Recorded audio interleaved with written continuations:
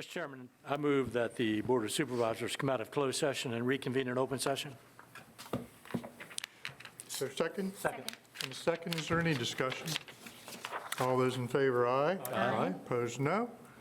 Vice Chairman. Mr. Chairman, I move that the Board of Supervisors of Frederick County certifies that, to the best of each member's knowledge, one, only public business matters lawfully exempted from open meeting requirements for Virginia law were discussed in the closed meeting to which the certification applies, and two, only such public business matters as were identified in the motion convening the closed session were heard, discussed, or considered by the board. I've heard the motion. Is there a second? Second. And a second, is there any discussion? All right, Supervisor Trout is absent. Supervisor Dunn? Aye. Supervisor Lofton? Aye. Supervisor Wells? Supervisor Slaughter? Aye. Supervisor McCarthy is also absent. Chair votes aye, motion carries. All right.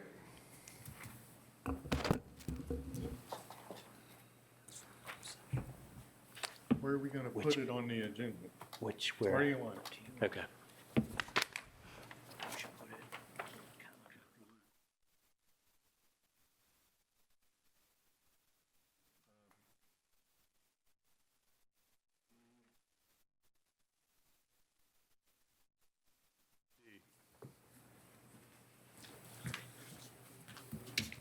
I'm going to move for adoption of the agenda with that amendment. Can we get there?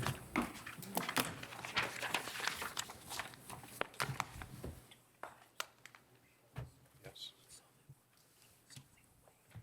Right. We get there.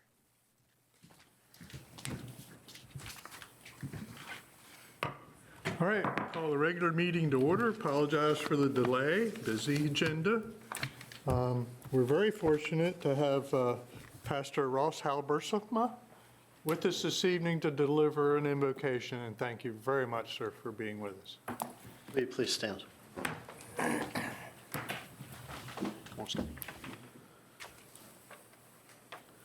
When life gets rushed, oh God, we're reminded that you are never behind, you're never ahead, you're omnipresent. You're the source of all truth. So tonight, we acknowledge your presence. May we conduct ourselves in a manner worthy of being in your presence. Give to the supervisors wisdom, to those who speak clarity, so that the outcome of the decisions and their collateral effect will be of benefit to this community. Thank you for such a gorgeous day you have given. We celebrate you as the eternal Father. In the name of Jesus Christ, amen. Amen. Thank Would you, you sir. remain standing, face the flag for our pledge? I pledge allegiance to the flag of the United States of America and to the republic For which it stands, one nation, under God, indivisible, with liberty and justice for all. Thank you, sir. All right, that'll bring us to adoption of the agenda, proposing 2 items to be added under 8D. Supervisor. Mr. Chairman, I move the adoption of the agenda with the additions of 8D 1 and 2. Heard the motion, is there a second? Second. And a second, is there any discussion? All those in favor, aye. Aye. Opposed, no. Our agenda is adopted as amended. Citizen comments, agenda items only. Did anyone sign up, Ms. Phillips? Yes, sir. Thank you, sir. Consent agenda. How would the board like to handle the proposed consent agenda? Are there any proposed amendments? No, sir, Mr. Chairman. All right, Motion to approve the consent agenda as presented. all right. Motion to approve, is there a second? Second. And the second, is there any discussion? All those in favor, aye. Aye. Opposed, no. Consent agenda is adopted as presented. Board of Supervisors comments, are there any? Hearing none. Bring us to committee appointments under 8A. Shawnee Land Sanitary District, it's Back Creek. Mr. Chairman, I'm ready to make that a reappointment, yeah? Thank you, sir. 8B, Frederick Warren County line property line issue. Who is presenting? That'll be me, Mr. Chairman. Thank you, sir. Thank you, Mr. Chairman. This is a sort of a request for the board to, or a discussion item for the board concerning a boundary issue at the Frederick County, Warren County line in the Foster Holler Road area. This is the existing Frederick Warren County boundary, and as you can see, it's pretty much a straight line from Route 11 North to 340. The area in dispute is, this area outlined in red. These parcels are physically located in Frederick County. However, deed references, surveys, plats denote those parcels as being located in Warren County.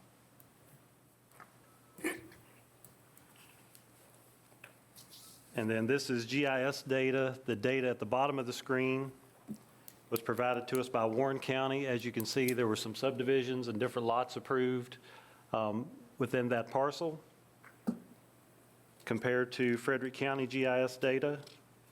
As you can see, it still exists as one large parent tract. So we've not approved any subdivisions. Any subdivisions of that property have been approved by Warren County. Our GIS department, in looking at their tax map issue, you can see the blank white space. We have no data showing that those properties existed in Frederick County.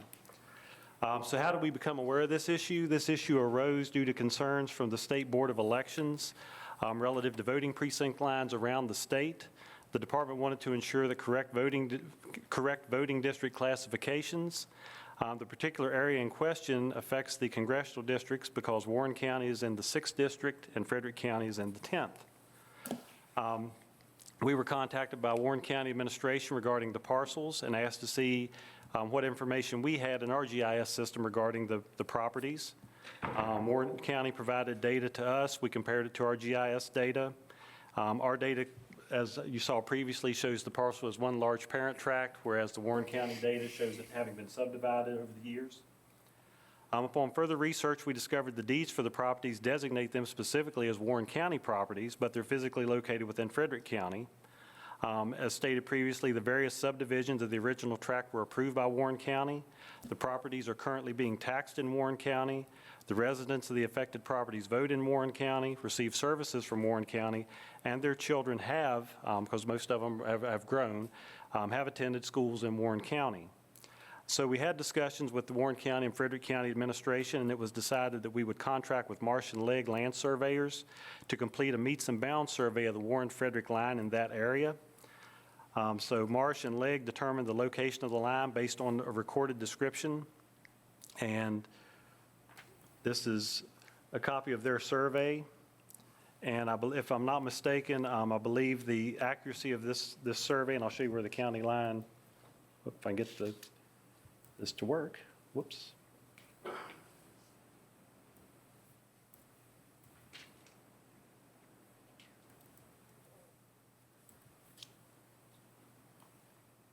This is the surveyed county line. I believe within accuracy, it's within about a centimeter of accuracy. So, Pretty good accuracy. Well done, Mr. Marsh. And so as we stated previously, the deeds were recorded in Warren County. And what we found is there were some inaccurate surveys. So you had some plats of the properties that didn't denote a property line. So this is a parcel. There is no county line bisecting that parcel. But if you look on the GIS data, the county line runs through the bottom corner of that property. In addition, we found some deeds back in 1948 with the same issue. There was no county line denoted on the plat, but the deed did indicate that a portion of that property may be located in the Opequon district of Frederick County, but it was designated specifically for the Cedarville district in Warren County. So on February 28th, after we had a completed survey, Supervisor Wells and I, along with Warren County Administrator Doug Stanley and Warren County Supervisor Dan Murray, held a meeting with the affected property owners or affected residents to discuss the issue in that area. That meeting was at times emotional for some of those folks. As you can imagine, that for 40, 50 years, I'm a resident of Warren County, and all of a sudden I find out, oh, wait, I belong in Frederick County.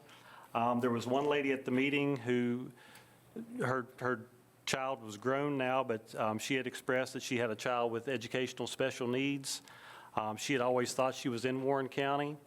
Frederick County had a program that would have helped their child, but because they were thought to have been in Warren County, she would have had to have paid $2,000 to get those services, so she did not get the services for her child.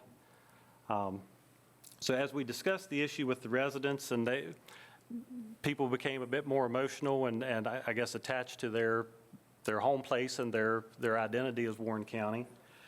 A proposed solution or proposed boundary adjustment was created. Mr. Scott Marsh, during that meeting, kind of proposed a new boundary which would follow somewhat the existing county line, and then it would go across the top of the original, I guess, parent tract. And there was one property, come back. There is one property in that area that is actually designated in Frederick County. That is the lone property that has a deed and tax map number for Frederick County. Those property owners were in attendance at the meeting, and they really didn't have a preference as to what locality they resided in. They said if this is a solution that it works for the residents and for both governing bodies, we would be agreeable to being moved into Warren County. So this was a solution that we came up with based on that conversation with the property owners. Oops. So tonight, what we're seeking from the board, I guess there are two possible actions. One is the board could choose to just affirm that the surveyed county line is the county line, and we would communicate that to the Warren County Board that Frederick County has no interest in pursuing a boundary adjustment at this time. The second option would be if the board is willing to entertain a boundary adjustment, we will reach out to Warren County. They will have a similar discussion with their board. If both boards are agreeable to the solution that was proposed, the boards would each have a public hearing in their respective locality to hear from the citizens. At the conclusion of that public hearing, both boards would adopt a resolution petitioning the circuit court to have the county boundary line adjusted. So what staff is seeking tonight is the board's thoughts as to whether to affirm the county line where it is, or if there is interest in possibly adjusting the county line, and we can communicate that with Warren County. And I'll be happy to answer any questions, and Mr. Scott Marsh is here as well and can speak to the particulars of his survey or methodology if there are questions regarding that. Thank you. Thank you, sir. Any questions of Jay? Anyone? Yes, sir. Supervisor Dunn. Mr. Tibbs, so on the screen that you have there, on the upper right-hand corner, the current boundary line within the 1 centimeter, does that just come straight down through, so the area to the north and the west of that is the area that's being given up by Frederick County to Warren County? Yes, sir. The area from above this red line, which would be the existing county line, is what would be adjusted to be moved into Warren County. And approximately how many acres is that? I don't know off the top of my head. 10, 15, 20, It's probably 100? more than that. It's probably, is it 20-some? Probably 20-some 20 acres. plus. And is there any economic negative impact to to Frederick County? Currently, the one parcel that I had showed you in this area that is currently paying taxes to Frederick County, I don't know their personal property number, but their real estate tax number is less than $1,000. Thank you. Thank you, Mr. Chairman. Thank you. Any other questions for Mr. Tibbs? Anyone? Does anyone have questions for Mr. Marsh? Anyone? Certainly thank you for your accurate work, sir. All right, Chairman, just for what it's worth. Please. I corresponded Gary. with Mr. Stanley today just to see if Warren County had taken this up. They're waiting to see what we do, Yes. just for what that's worth. all right, how would the board like to handle this one? Mr. Chairman, this is in the Opeka district, so Mr. Tibbs, I know, has met, and Chris has certainly met with the folks at Warren County. I've had several discussions over there. Talked individually, we went to the meeting, but I talked individually with the property owners there. And I would like to move that we do a boundary adjustment. I think it's the fair and right thing to do for the folks that are there. And I appreciate all the input they gave us, and the one person who's willing to go in either direction really helped out, made the situation work a little bit easier. So my motion would be that we do a boundary adjustment as shown on the report by Mr. Tibbs. Your motion is to reflect our willingness to do that? Our willingness, this board's willingness to do that. Thank you. You've heard the motion, is there a second? Second, anyone? I'll second it for the purpose of discussion. Mr. Chairman. Second for discussion. So my comment would be that I certainly understand the situation. The boundary line to within centimeters is pretty accurate line, and that is the boundary line. I certainly think that we should work with our neighbors in Warren County, and that any children that live within those areas that are being affected should be allowed to finish school within the system that they have been in. And I can't imagine working together, we can't accomplish that. But I am opposed to the boundary line adjustment. Further discussion? Mr. Chairman, I would agree. Supervisor Lofton? I would agree with your comments and add that I think one of the options was to continue to work with Warren County to see if there are other issues of importance that might sway me to vote the other way. And so if that's an option, I'd rather have that instead of just approving the boundary line adjustment from what I know right now. Further discussion, anyone? Mr. Tierney? Just to be clear, if you were going to consider moving the line, what you'd have to do is hold a public hearing. You're not actually deciding tonight to move the I line. think that we're indicating our willingness to, if I understood Just want to Mr. make sure Wells' we're all on the same page. motion correctly, we would need to let them chew on this and then decide whether we're going to hold a public hearing and exactly what we would try to accomplish during that. Does that cover your concern? So, Okay. Mr. Chairman, Supervisor Dunn? two members, because they're ill, are not able to be here tonight. Do you want to postpone this to give them the opportunity to participate in this? Number one. Number two, your comments I'd concur with on existing children in existing school district to let them finish, if that can be worked in, see where we go. Mr. Lofton, this was similar. There may be issues that we haven't surfaced yet, because this is still pretty early in this discussion. So. If it were, But the motion that's on the floor is that we do the boundary line adjustment. Is there any further discussion? may I amend my motion? You didn't make one, but if you would like to offer an amended motion, I would accept that. I'd like to make an offer. I'd like to postpone this until our July meeting to give the other board members the opportunity to also participate in this. All right, you've heard the amended motion. Is there a second? Second to that. And a second. Is there any discussion? All right, you ready? So we're voting on the amended motion to postpone to our July meeting. Okay, we ready? Supervisor Dunn? Aye. Supervisor Aye.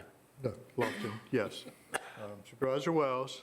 And since the board would like to do that, favor, aye, be my vote. Supervisor Slaughter? Aye. Supervisor Trout and Supervisor McCarthy are both absent, and the chair votes aye, and we'll delay until our March meeting. I mean, our July meeting. March is a little too far away. Okay, so That's the amended motion. The amended motion was approved. Now we will vote on the amended motion.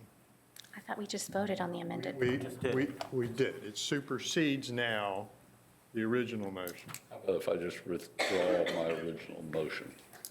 That would make you happy, I would. Since we are going to postpone it anyway with the amended, I will withdraw the original motion.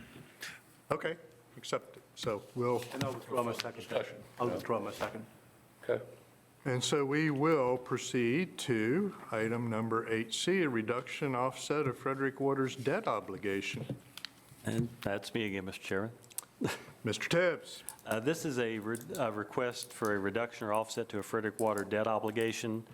As the board is aware, Frederick Water, formerly known as the Frederick County Sanitation Authority, is in the process of constructing ball fields on their property in the Stevenson area.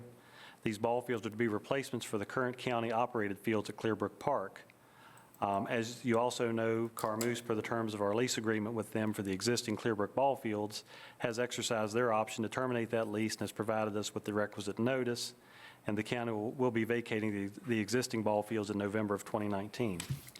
Frederick Water is contracted with Perry Engineering to construct the replacement fields and has worked with the county to get an approved site plan for the ball fields. During the site plan and design conversations, the county identified certain features that would benefit the users of the fields. The largest of those features being LED lighting technologies within the complex, which would result in greater efficiencies and performance from an energy perspective. In conversation with Frederick Water, the cost of the features exceeds their budget for the project, and in an effort to accommodate the county's desire for more efficient lighting, as well as provide other additional improvements to the site, Frederick Water has requested asked if the county would be willing to offset the cost of those features by forgiving Frederick Water's existing debt obligation, which is in the amount of $657,083.23. In exchange for the reduction in the debt obligation, the county would receive the following: a cost difference between Frederick Water's budget and the actual lighting system, which is almost $550,000 above their budget. The remaining $100,000 plus in additional items includes prime and double seal to a minimum 2-inch asphalt top coat on the parking lots, 2 storage buildings to serve the ball fields, installation of sod for all 5 fields so they will be playable by March of 2020. In addition, Frederick Water will give Frederick County an easement for its use of the ball fields with the intent to transfer fee simple ownership to the county once their Opequon water treatment plant is operational. To give the board a little background on the debt obligation, the Board of Supervisors loaned proceeds to Frederick County Sanitation Authority to facilitate the establishment of water and sewer systems in the Redbud Run and Abrams Creek drainage areas. The first loan occurred in April of 1972 in the amount of $500,000 and was loaned over a period of 3 fiscal years. In 1974, the board rescinded or forgave that loan and issued a new loan in the amount of $1,106,500. In 1987, the Board of Supervisors voted to defer payment of the principal and interest on this loan to facilitate the Sanitation Authority's abilities to float a revenue bond with the Virginia Resource Authority to enable construction of water and sewer facilities in the Buffalo Road area. This loan has been carried on both Frederick Water's and Frederick County's financial statements as a payable and receivable, respectively. The Board of Supervisors has previously approved reductions in the loan on 2 occasions totaling $208,495.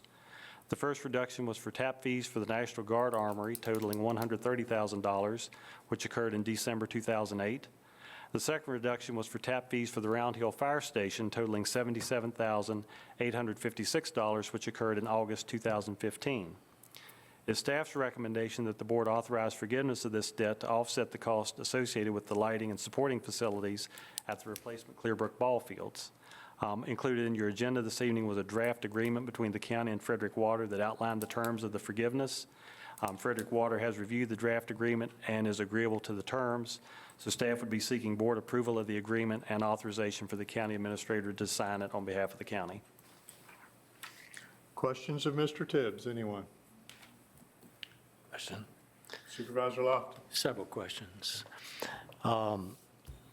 Number one, give us a little background on why Frederick Water has proposed that they would build new ball fields if the Carmuse lease went away. What was the impetus behind that to begin with? That I don't know. That was something Frederick Water, I can answer. Okay, yeah, I think I know what it is, but I just wanted to verify. Secondly, we're not, I'm kind of surprised that these items are not included in their budget for this particular, were they in contact with the Parks Department to begin with when they developed their estimate for this? yes, sir, they were. So the Parks Department came up later and said, oh, by the way, we'd like to have this extra done? No, they worked with Parks and Rec on a lighting plan, and the lighting plan came in above what they anticipated that cost being. The lighting plan came in at about $1 million, and I think they were estimating about $500,000, a little over $500,000. So what did Frederick Water base their estimate on? Non-LED technologies is my understanding. They based it on, I guess. But aside from the lighting, what did Frederick Water base their estimate on? Didn't they have a plan to go by from the parks about what they should build in that area, or did they decide themselves what would be built? If I could try. A little bit of both. I think they had a plan, but then they also worked with Parks on the specifications for what the fields would entail as far as drainage, topsoil, those types of specifications. But as far as designing the ball fields, it's my understanding Frederick Water designed the facility, and they had some input from Parks, but it wasn't. It wasn't a collaborative effort to design the fields? Mr. Tierney would like to respond as well when you all are finished. I think early on, Parks and Rec had estimated what it would cost to replace the fields, and their number was higher, I think, than what Frederick Water had anticipated they were going to be on the hook for when they got into this. And I think part of that is just the technology, the specifications for the lighting of the ball fields. You know, there's certain specs that are standard that Parks and Rec is a little more up to speed on than naturally, Frederick Water would have been. And I think once they got all into it, in order to meet the specifications that Parks and Rec desires, there's a delta in the cost from what Frederick Water had anticipated. So they've asked us to help make up that difference. And I think that's really where we are. May I ask a question, Mr. Tierney? I noticed that it's noted here that this was a loan to Frederick Water to begin with. Has a penny of interest ever been allocated to this loan? Not to my knowledge. Okay, thank you. Well, maybe I misunderstood your question.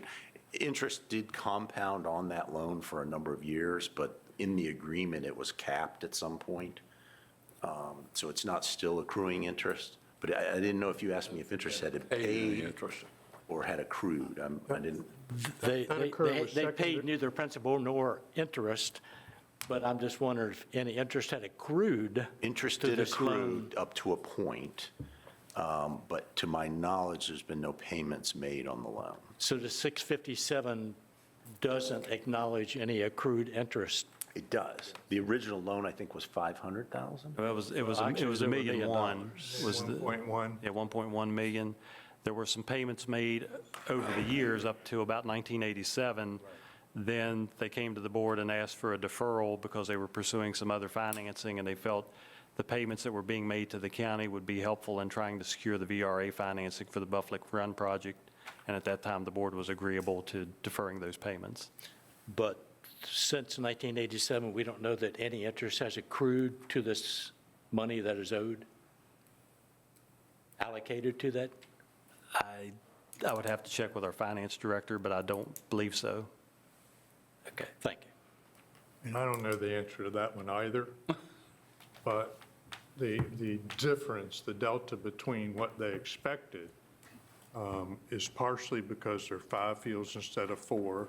There are all kinds of upgraded requirements since their agreement never included land. And Right.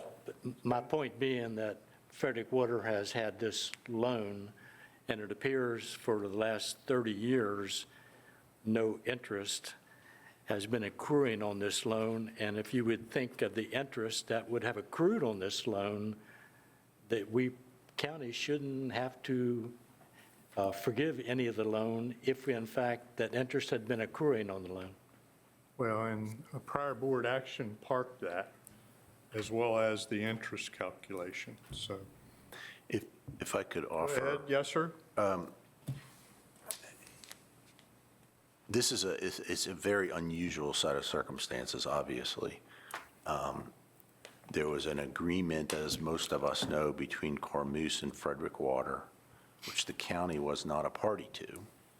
So that agreement required ball fields to be constructed on land provided by Carmoose, that Frederick Water would construct fields on land provided by Carmoose.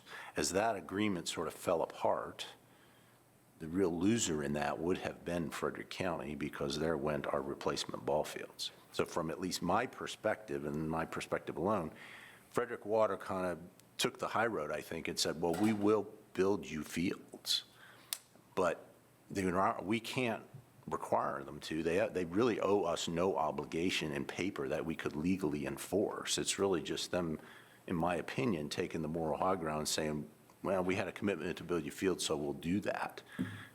So from my perspective, the value of the fields that we're getting far exceeds the debt that we're being asked to forgive. So I still think it's a win-win for the county. We're getting far more in value in the way of these fields than this debt. Just one person's opinion. I understand that point. My point being that Frederick Water is a quote-unquote business, although it's quasi-public business. And so if they have a loan that they have not accrued any interest on that may have paid for these extras here, then the taxpayer's been asked to give Frederick Water an interest-free loan. And I don't know that that is good business.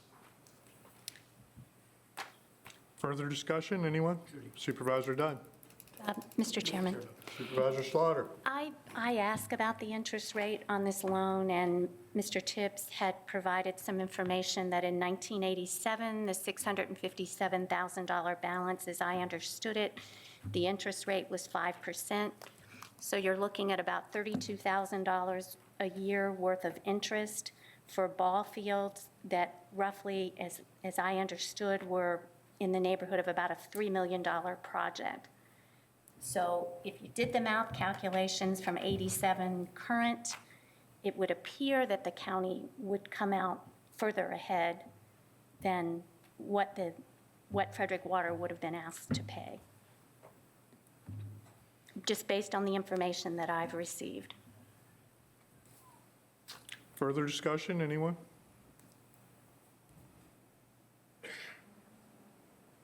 We're looking for a decision.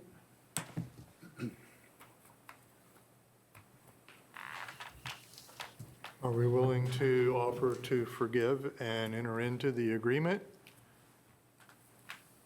I'm looking for a motion. I would so move, Mr. Chairman. All right, we have a motion to approve the request and enter into the agreement. Is there a second? Second, Mr. Chairman. And a second? Discussion. Anyone? Anyone? Are we ready? Supervisor McCarthy is absent. Supervisor Slaughter? Aye. Supervisor Wells? Aye. Supervisor Lofton? No. Supervisor Dunn? Aye. Chair votes aye, motion carries. Supervisor Trout also absent. All right, that will bring us to item 8D, two pieces. Supervisor Lofton. Mr. Chairman, I move that the Board of Supervisors authorize staff to proceed as consistent with the discussion in closed session with respect to the acquisition of real property. I've heard the motion. Is there a second? Second. And a second. Is there any discussion? 8D, number 1. Supervisor McCarthy is absent. Supervisor Slaughter? Aye. Supervisor Wells? Supervisor Lofton? Aye. Supervisor Dunn? Aye. Supervisor Trout also absent. Chair votes aye, motion carries. 8D2. Chair, Mr. Chair, I move that the Board of Supervisors appropriate the sum of $300,000 for FY 2019 budget for capital acquisition. Heard the motion, is there a second? Second, Mr. Chairman. Is there any discussion? We ready? Supervisor Trout is absent. Supervisor Dunn? Aye. Supervisor Lofton? Aye. Supervisor Wells? Aye. Supervisor Slaughter? No. Supervisor McCarthy is absent. Chair votes aye, and the motion carries. All right, thank you. That will bring us to committee business, Public Works, a request to set a public hearing on the quitclaim request for Shawnee Land. Mr. Chairman, I can take it. Mr. Williams. Mr. McCarthy's absence.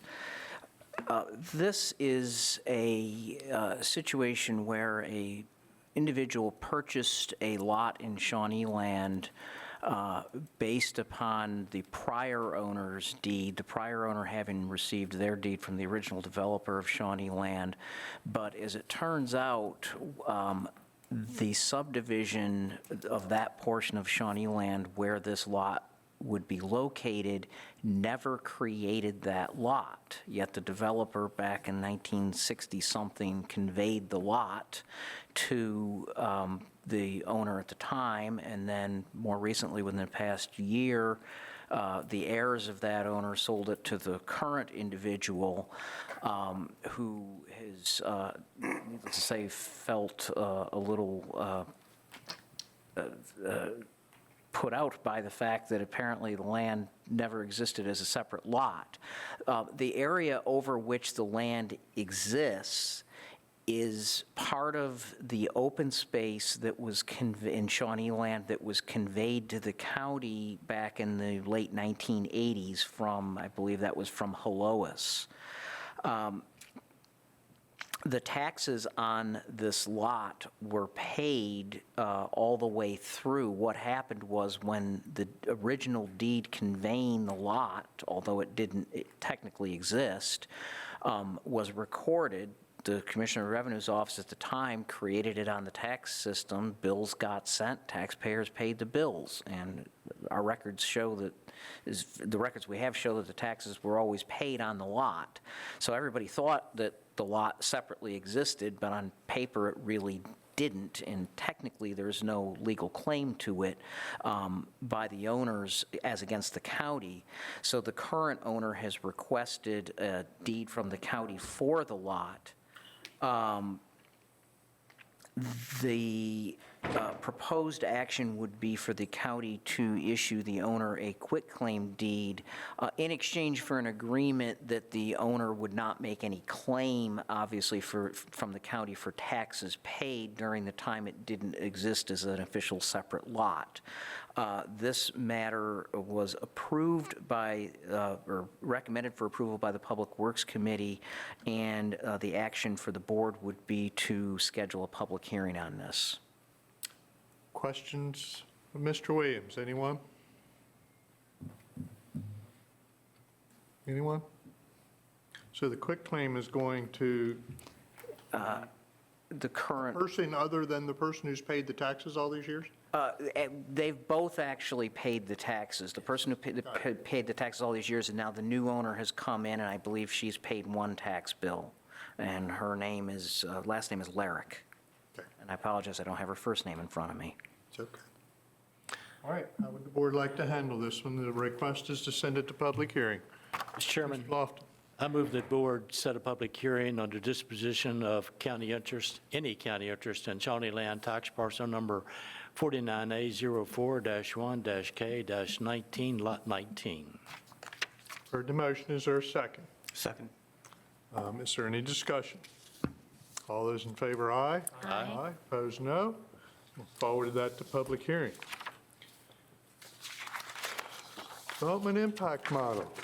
Mr. Ruddy.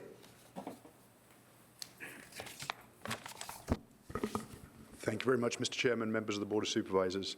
This evening, I will be presenting, with the help of Tishla Bice, Ms. Julie Hurlins, and Colin McElweeney here this evening, to go through the capital impact model and study that was done for Frederick County here recently. The study seeks to identify and plan for the need of capital facilities as the county continues to grow and to determine the cost of those facilities. In addition, it will help us, with the model, identify the appropriate share of the costs that would be part of the development community's responsibility, if you will, with future rezonings. So the model identifies that, but also does so in a manner consistent with the new profit legislation. I'm going to turn it over right now to Julie Hurlins, and she's going to give a brief presentation on the model and the impact study for the board. All right, thank you, sir. Welcome. Thank you, Mr. Chairman, members of the board. It's a pleasure to be with you here this evening. I'm happy to be presenting the results of our study and the model. So I'll talk a little bit about this is a brief presentation and provide time for questions, obviously. Go over some of the requirements for cash proffers, how we've approached it for the county, and then look at some of the results in terms of the dollar amounts, and then talk a little bit about some of the calculations. So first, why are we looking at the capital needs? Anticipated growth in your community and other communities around the Commonwealth and around the country will require a need for new facilities to maintain your current levels of service. So you see this with schools, fire stations, parks, et cetera. Typically, general fund revenues from growth they'll cover operations, but really it's a stretch to continue to provide those capital needs. And so other funding tools are necessary to help provide those capital facilities. So in Virginia, you have this ability to negotiate cash proffers. And so these are, as you are I'm sure well aware, one-time voluntary commitments to offset, to really mitigate those impacts from growth on capital facilities and infrastructure needs. It's made at the time of rezoning, and it's really only for additional capacity. It's not for replacement. It's not for to repair existing deficiencies or to correct existing deficiencies. It's really to continue to provide that additional capacity. And so there's these other requirements that are set forth in Virginia code. It must conform to a comp plan. A payer must ultimately receive a benefit after paying a cash proffer, and that it includes those facilities that are included in a locality CIP. Cash proffer law has been in place for a long time. Recent changes in 2016 kind of tweaked this law, and then there was some additional changes in 2019. And so these were kind of the biggies here, the real switch here, that localities in 2016, the language was localities cannot request or accept an unreasonable proffer. So the language was changed in 2019 to say, we're going to strike out the request or accept and say you can't require an unreasonable proffer. So then that sort of brought up the question, well, what's reasonable? How do you determine what's reasonable? My firm, Tishla Bice, we do work in Virginia on cash proffer studies, models, fiscal impact analysis, but we also do work on impact fees elsewhere in the country. And these are the same kinds of requirements to determine what is reasonable, what's a reasonable share of the cost of those facilities from growth.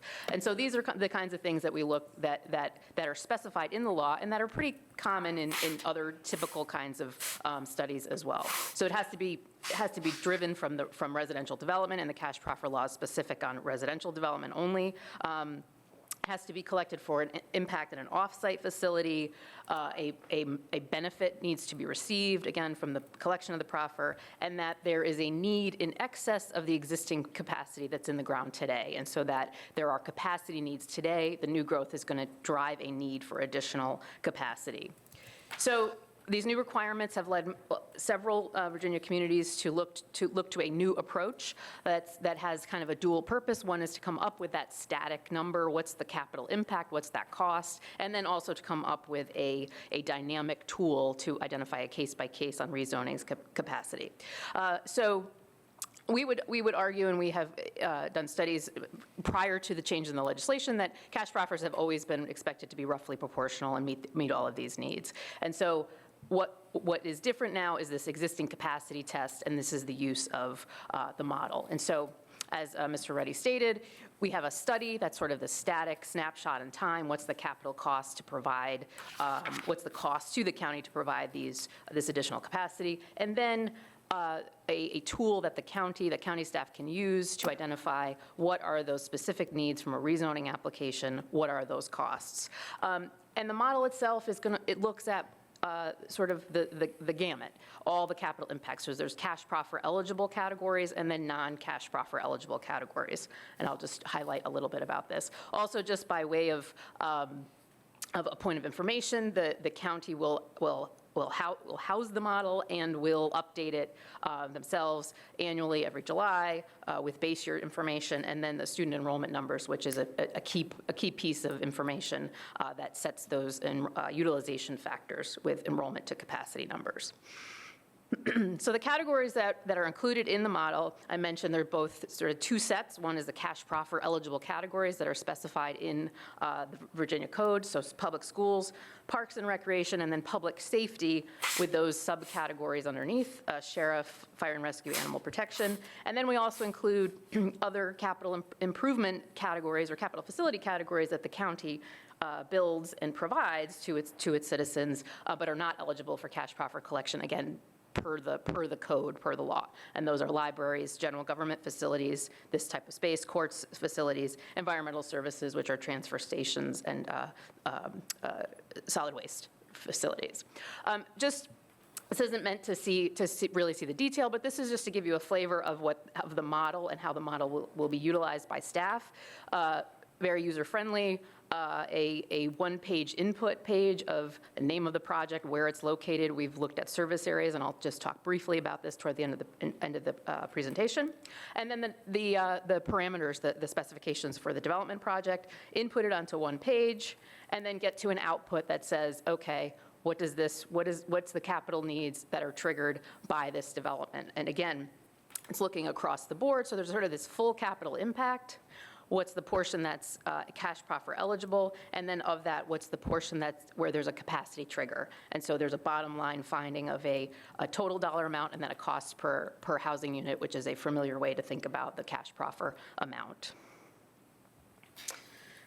We wanted to give you just kind of the snapshot static findings, and this sort of is how I think you're used to seeing those numbers. You sort of get that annual cash proffer amount. But we are looking at, or we have analyzed the county by sub-areas, by service areas. And so this is an example with these parameters here. But so this is for per one unit of each of these types.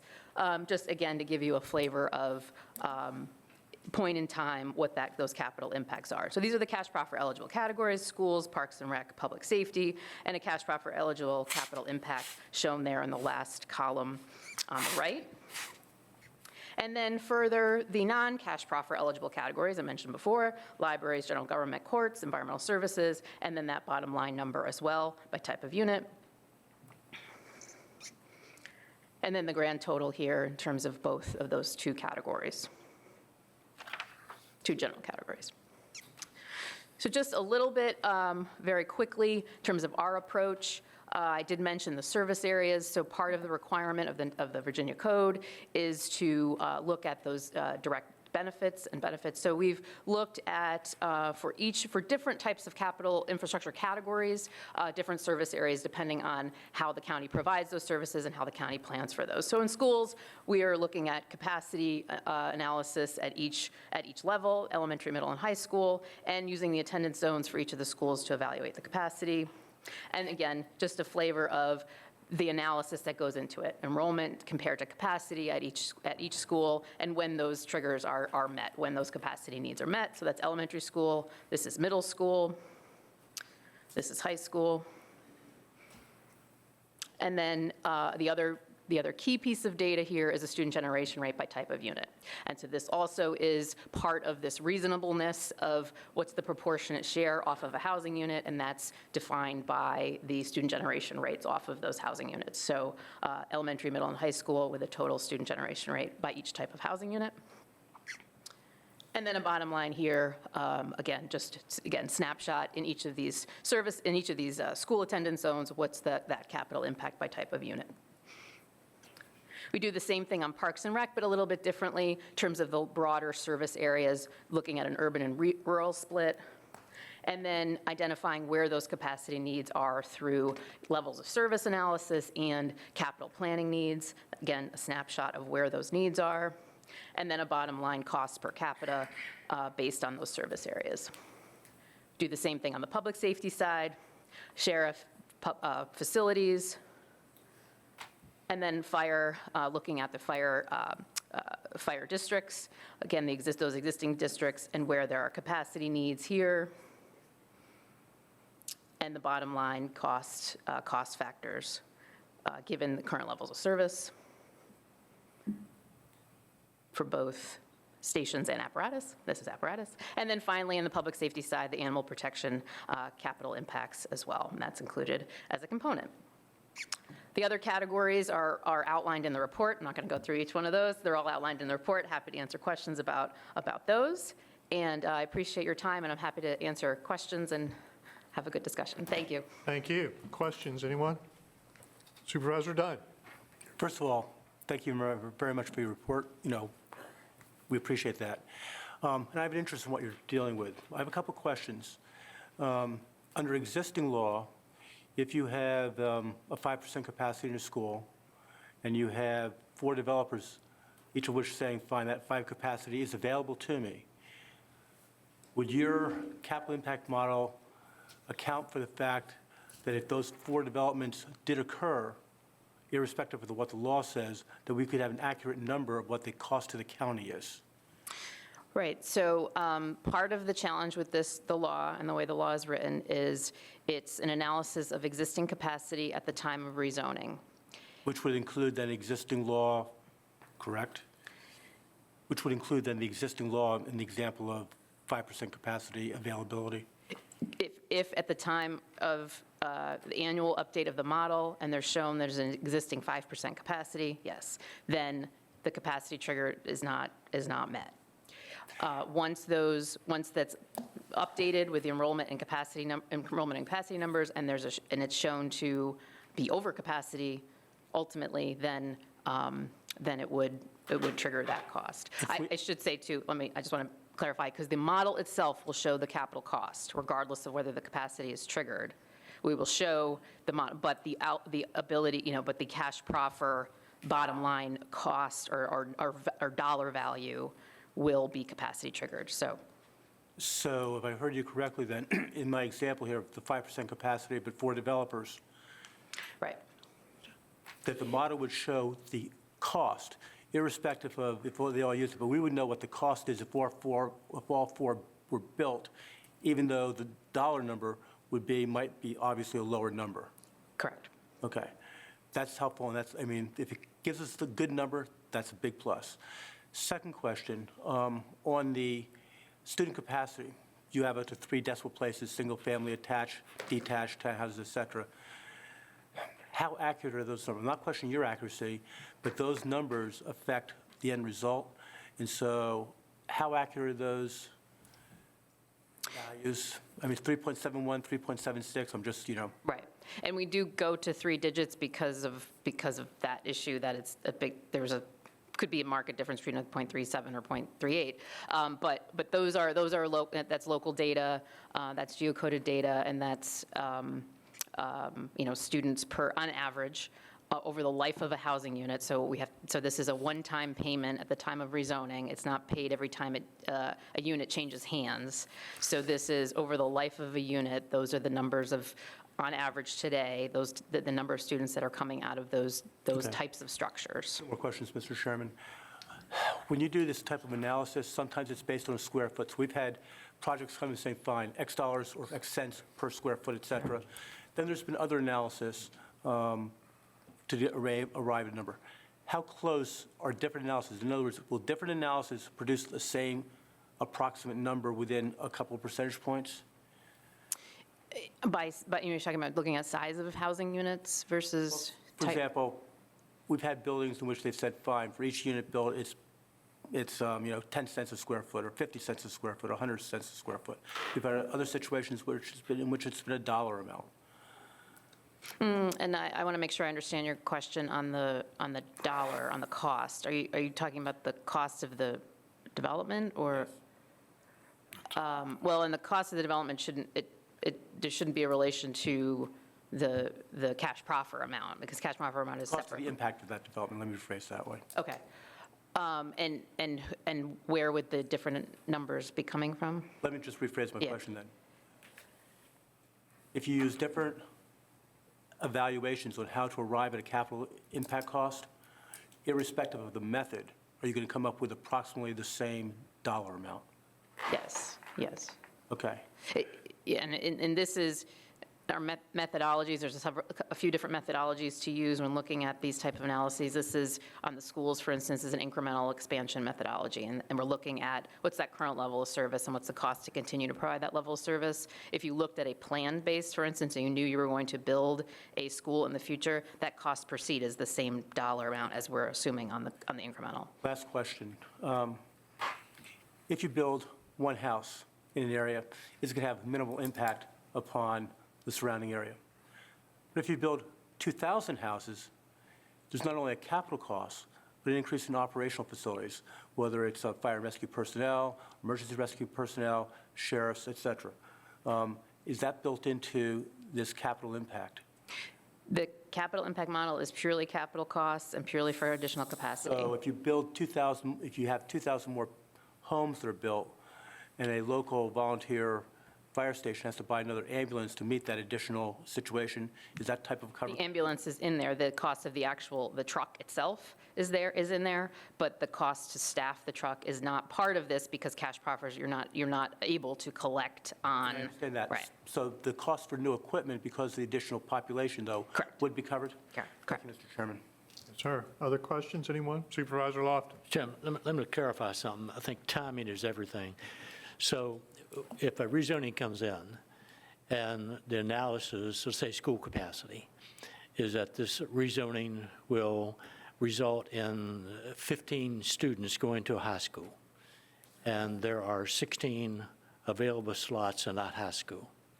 If that rezoning is approved without that proffer attached to it, another rezoning comes in shortly after that, and they're going to add another 15 students to that high school. You have to look at that high school and say there are 16 slots available in the high school. You can't allocate the 15 that first rezoning is going to put into that school. Is that correct? That has been the interpretation of the law as it stands today, yes. And secondly, and I'll make some remarks after this because I don't want to muddy these waters, but let me just say I think the work on this model has been excellent, that it really captures the essence of what state law says now, and it's refined, I think, to a point where I'm really comfortable with the results that it would generate. So thank you for your hard work. Thank you, appreciate that. Other questions, anyone? I just have one. Supervisor Slaughter? Is there an annual adjustment then every year for inflation? I mean, the model is updated. Correct, that's a great question. And our recommendation, without going into, without having staff having to go into the guts of the model and those, but to apply a construction cost index on an annual basis, and so use the Engineering News Record or Marshall Swift or something other than a CPI, which doesn't really reflect the construction cost aspect. Thank you. Other questions, anyone? Supervisor Dunn? And in backtesting this model and recognizing that there are changes, my first question is approximately how close you are percentage-wise when you backtest this. Second question is going to be looking forward, especially with younger people changing their housing types, perhaps from single-family to townhouses, et cetera. Have you adjusted for that, and any comments or thoughts? So on the second part, the question I want to make sure I understand in terms of the demand off of those types of units, so larger families within, or more children within a different style of household. Some people have used to have a single-family home, and now they're moving to a townhouse. Sure. Cheaper money, less backyard, et cetera. Therefore, your numbers on townhouses might rise. Right.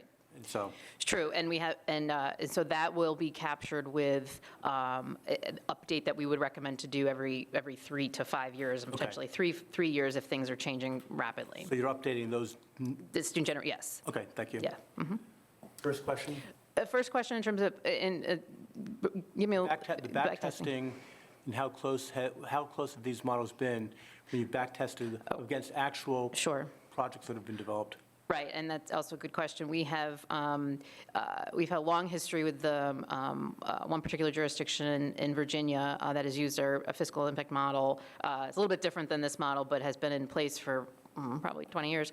And they've had a lot of mixed-use type development, and so they have found, in terms of the student projections, the student generation, and I don't want to misquote on the percentage, but within a margin of error, with the exception of one project, and it's small enough where they can track every single development coming online and the number of kids that are coming out of those units,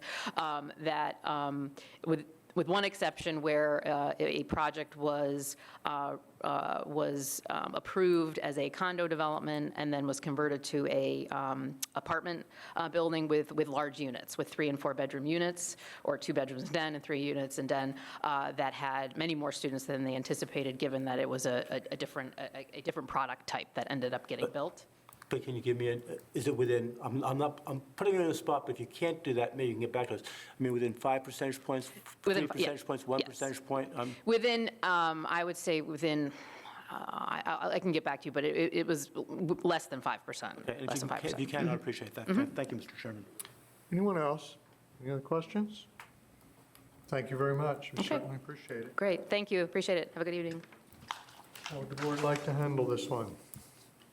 Mr. Chairman, I would move that we follow the recommendation of the committee, Development Impact Committee, and accept the development study as presented. Second. And did you intend to include implementing it? Yes. Yes. Yes. And the second concurs? All right. Discussion, is there any? Anyone? Anyone at all? All right. Supervisor McCarthy is absent. Supervisor Slaughter? Aye. Supervisor Wells? Aye. Supervisor Lofton? Supervisor Dunn? Chair votes aye, and Ms. Trout is absent.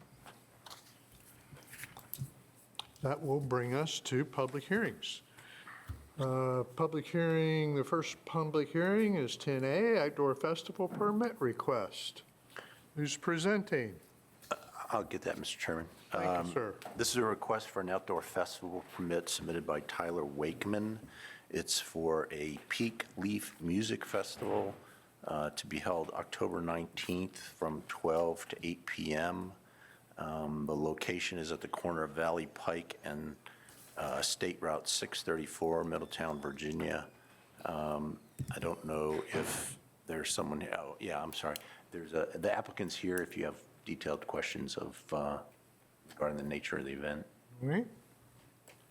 So, questions of Mr. Tierney or Mr. Wakeman? All right, this is Back Creek. Yes, sir, Mr. Chairman. Mr. Chairman, it's a public hearing. I'm sorry, I'm yes. sorry, a public hearing, yes. So this is a public hearing. Would anyone like to comment concerning this proposed outdoor festival permit? Anyone at all? All right, seeing no one, we'll close the public hearing portion. Back Creek.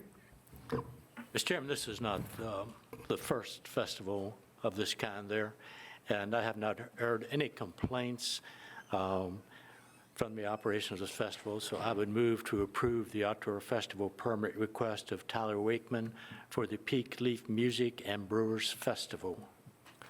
Motion to approve. Is there a second? Second, Mr. Chairman. Second. Any discussion? All those in favor, aye. Aye. Opposed, no. Festival permit is approved.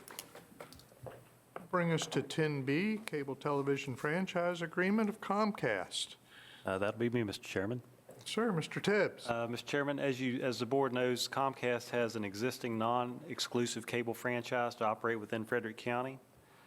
This franchise was granted by the board for a 10-year period beginning in 2009, and this franchise and its governing agreement were set to expire on April 1, 2019.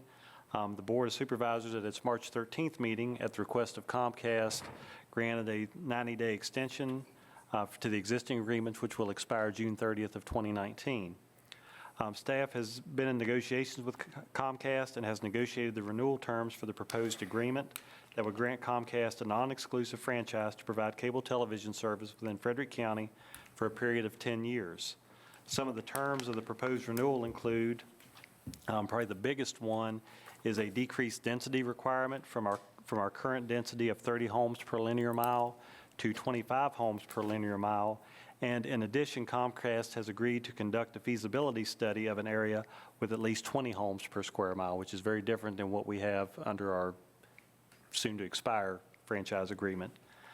There is a new provision for homes that do not meet the density requirement necessary to get service.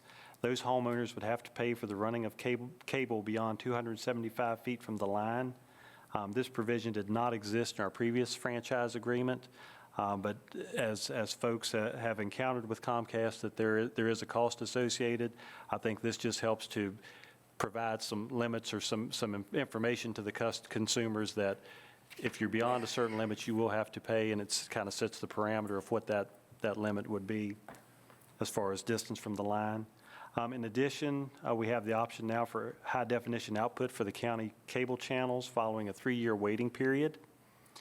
The county channels will also remain in the basic service tier because, as you know, the lower channels are pretty valuable real estate in the cable market, and so we're keeping our cable channel 16, and we're also being part of the basic service tier. In addition, there's consideration that if the county office building or the county schools were to relocate their facilities, the cable drop, Comcast would pay for any cost of the cable run as long as we were located, or that facility was located within 200 feet of their line. Anything beyond the 200 feet, Comcast would pay for the first 200 feet. The county would pay for anything beyond the 200 feet. In exchange for the above, the one material concession that the county made was giving up the current or existing fire and rescue training channel, which I think existed back under the old Adelphia agreement and really hadn't been used. And with the advent of the internet and web-based training, it wasn't necessary to keep that. Some other changes include updates to reflect changes in current law since the franchise's last renewal 10 years ago. And also, there were caps established on liquidated damages. This change, however, does not limit the county's ability or right to move to revoke the franchise agreement should Comcast start approaching those damage caps or otherwise breach their obligation under the agreement. So following the public hearing tonight, staff would be seeking board approval to renew the franchise agreement with Comcast. And if there are questions, Mr. Scott Varner, our IT director, was very involved in the negotiations. He's here. And we also have Mr. Paul Combs from Comcast. Questions of any of those folks? Anyone? Mr. Chairman, Yes, sir. Supervisor Dunn. for Mr. Williams. Mr. Williams? So, Mr. Williams, in a previous conversation we had, this is a non-exclusive relationship with Comcast. Another carrier is able to come in here, and this does not exclude them from doing that, that the pricing contracts is a free market pricing contract. The government does not have the ability to set prices or to control prices, and that another entity can come in here on their own volition, and we would welcome them to come in and provide services to residents of Frederick County. Is that accurate, or if you'd like to amend, feel free to do so? Those understandings are correct, particularly with respect to other carriers. It's not exclusive, and I know that other carriers from time to time have told our citizens that Frederick County will not allow them to provide service here. That's not true. I guess the message to the citizens on that is, if they tell you that, ask them to prove it, because they can't. Thank you, Mr. Chairman. Other questions, anyone? Thank you. This is a public hearing. Would anyone like to comment concerning this proposed franchise agreement with Comcast? Anyone at all? Anyone? Seeing no one, we'll close the public hearing portion. How would the board like to handle this one? Mr. Chairman, I would make a motion to approve the cable television franchise agreement with Comcast, which is due to expire on June 30th. Heard the motion. Is there a second? Second. Is there any discussion? Anyone? Supervisor Trout is absent. Supervisor Dunn? Aye. Supervisor Lofton. Aye. Supervisor Wells. Aye. Supervisor Slaughter. Aye. Supervisor McCarthy is absent. Chair votes aye, and the motion carries. The agreement is approved. Will bring us to 10C is proposed amendments to Frederick County Code, Chapter 118, Noise. Mr. Williams, is that you? I will take it as Supervisor Trout, who is the chair of the Code Committee, is absent. Yes, sir. Thank you. This is an amendment to the noise ordinance to bring it into compliance with applicable law. Most significantly here, the Supreme Court of Virginia in 2009, when considering another locality's ordinance that used the reasonable, or that stated that unreasonable noise was unlawful, the court held that that was unenforceable as not sufficiently clear for purposes of a criminal prohibition. Other localities in Virginia, many others have gone to a plainly audible standard and/or decibel standard. That's the work product ultimately of the Code and Ordinance Committee is an ordinance that does that. It adopts a standard of plainly audible or in excess of 60 decibels. I believe there's some materials or some items in the materials that indicate different sound levels at different sounds and what they are, what different decibel levels they come out to. The ordinance does include a number of exceptions, 11 enumerated exceptions, including, amongst other things, agricultural activities, which is consistent with the current practice in the county. The ordinance does not change the current scope of its coverage. It currently applies only in the residential zoning districts and only during the hours of 9 p.m. to 6 a.m. I think that is it. Again, this is in an effort to provide the county with an enforceable ordinance. The current ordinance is not practically enforceable now and is effectively on the books, but as good as having none. Thank you, sir. Questions for Mr. Williams? Anyone? Anyone? Mr. Chairman, Supervisor Lofton? I just want to add, I believe I read it here, that no one will be charged under this until after they've been given the opportunity to abate that noise. Is that correct? That is correct. Any other questions, anyone? This is a public hearing. Would anyone like to comment concerning these proposed ordinance changes? If you'd come forward, please, sir. And if you could share your name and magisterial district and limit your comments to 3 minutes or less, please, sir. My name is Rick Hutt. I'm in the Gainsborough district, and I think I have more questions about the noise ordinance measurements than I did when I came in. I have a neighbor who brings race cars and vehicles into his agricultural property, and the noise levels exceed lawnmowers, jackhammers, and sirens. So I would like the county to consider a decibel level as the matrix to measure whether someone's in violation of the noise ordinance. And I would also like to ask that the board table this until my representative is present for the discussion of it. I'm not sure. I heard some of the exceptions to the rules on certain prohibited noises, but not all of them, and I'd like to hear more about those. I guess I'll have to investigate that with my representative. And ag is exempt. From You any mentioned noise? Yes. Yes. Ag is exempt. So ag. The race cars are not ag. Okay, I will not disagree with you there. Okay. Thank you very much for your Sprayers are very consideration. noisy also at 5 a.m., but Well, we can handle tractors, but exempt. race cars are a little louder. yes, sir. All right, thank you very much for your consideration. Thank you, sir. Would anyone else like to comment? Anyone at all? All right, we'll close the public hearing portion. heard the request. How would the board like to handle this one? Mr. Chairman, Supervisor Dunn. I'm one of 3 members on that Code and Ordinance Committee. The other 2 members are not here today. I'll make some comments, and I'm going to address the gentleman that spoke. I think that this is a good improvement over existing code. I think that we should go and pass it. There are certain items in here that if we do pass it, whether it's today or at a later date, I'm going to come back with a amendment because it does not address the noise issue on people that cannot move to a hospital that have serious illnesses. In this, there is a prohibition on events near hospitals. But in light of the gentleman's comments here, that his own supervisor is not here, and the fact that 2 others are not here, I would move to postpone this until our meeting, the meeting in July. Heard the motion. Is there a second? Anyone?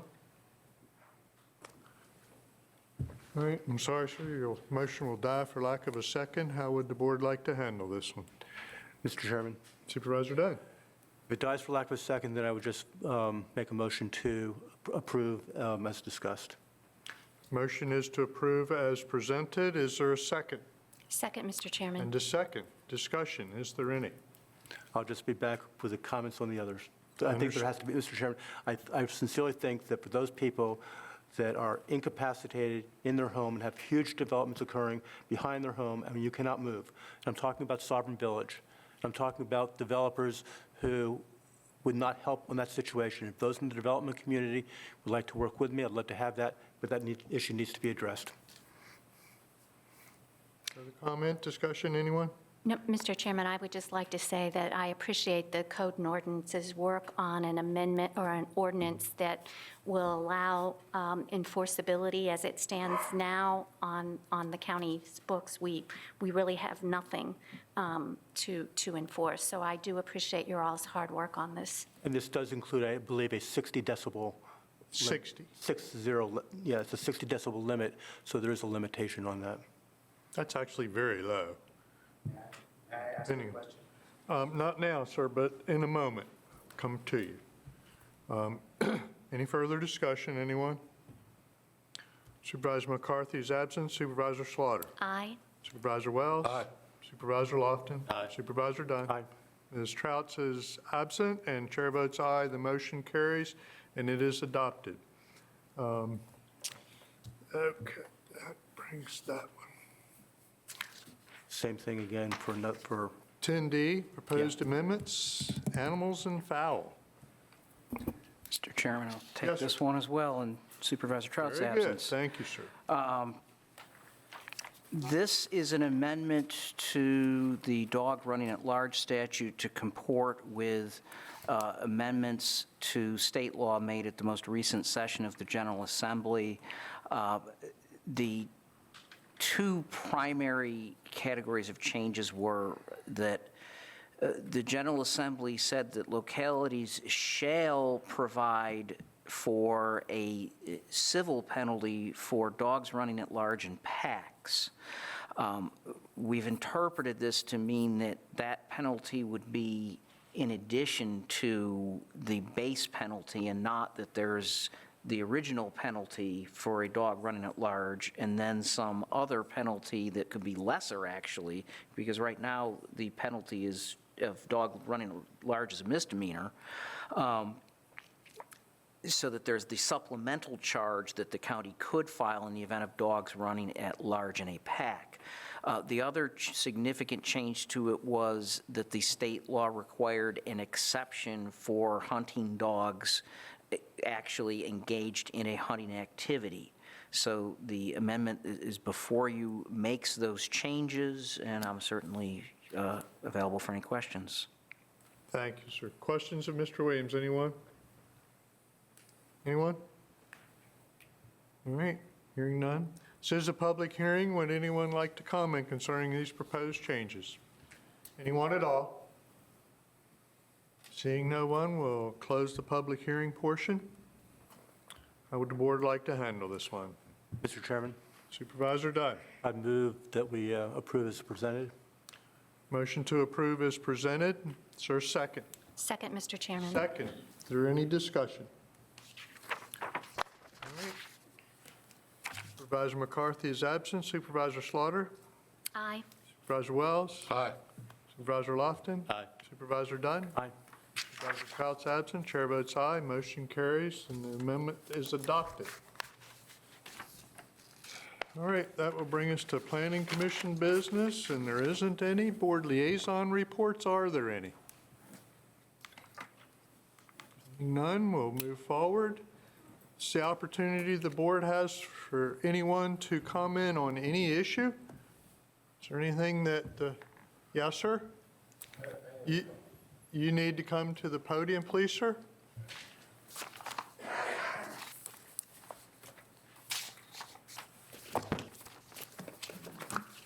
And if we could have your name and magisterial district and limit your comments to 3 minutes or less, please, sir. Well, it might take a few more minutes than 3 minutes because there's two issues. Well, we're happy. I live in We'll Back try to Creek work with District. you. I live in Back Creek District, and Okay. I live in Shawnee Land. It's a government-owned, county-owned, government-run housing development. Do you agree? I'm No, sir, I don't, but. You don't agree? We're not here to discuss, we're here to receive your comments. My comment is make Shawnee Land a tax-free zone for disabled, 100% disabled veterans, like the state law. I talked with Ellen Murphy, she says, you people are the start of that, because it was you people that started the tax. It's a property tax right now, road tax. I'd like you to consider, making the 3 veterans that are 100% disabled there tax-free, totally. Right now, they pay taxes. The state law says they don't. In the county and the cities, I have it right here, the counties and the cities can't improve on that. They can't do it. Mr. Williams can look it up, I'm sure. But now my second issue is I was threatened and abused by one of your county employees this week. Mr. Tibbs is aware of it. He didn't have time to take care of the issue. I called for an inspection. One of your inspectors came to my house. He'd been to my house 5 or 6 times, failing everything, okay? I don't really care about that. But he said he wasn't going to do the inspection on some empty pipes unless I agreed to put a sign out at the end of my road with my house numbers on it. And I asked him, I said, are you here to do an inspection or are you here to threaten me? The guy just laughed at me. And I just wonder, is this what you guys want from your county employees? I think what you need to do is give Mr. Tibbs an opportunity to follow up on it. Mr. Tibbs didn't follow up, but his employee took the information. I called his boss immediately, told him about it. You know what the guy said? You know what this Mark Fleet said? Well, you cursed at him. Well, guess what? You've known me for how many years? 8 years? You've known me for a long time. How many years, or do I swear? Think about it. I don't swear at people. You don't get anywhere. I was a manager for years, and you don't get anywhere from swearing. But this guy tried to threaten me, and I just want to know, I'd like to see his credentials too, because this guy failed something, and it's going to court. It already went to court in Richmond, something that he failed, and if you guys can't give it to me, I'll get it through my attorney or through district court, because this guy's going to come, the guy that threatened me is going to be coming to court. I told this Mark Fleet, how long do you think it took Mark Fleet to get another inspector out to my house? About an hour. That guy said, I'm here to do the inspection. He did the inspection and he left. This other guy stood there for 30, 40 seconds. And I told this other guy, I'm not going to mention any names, I told him, you're either here to do the inspection or you're going to leave. I'm going to dial 911 and I'm going to have you arrested. He left. But at that point, he called your boss. If this guy is a friend of this guy's, I really don't care. He was either drunk, he was either under some kind of drug, or he has some kind of psychosis, or all 3.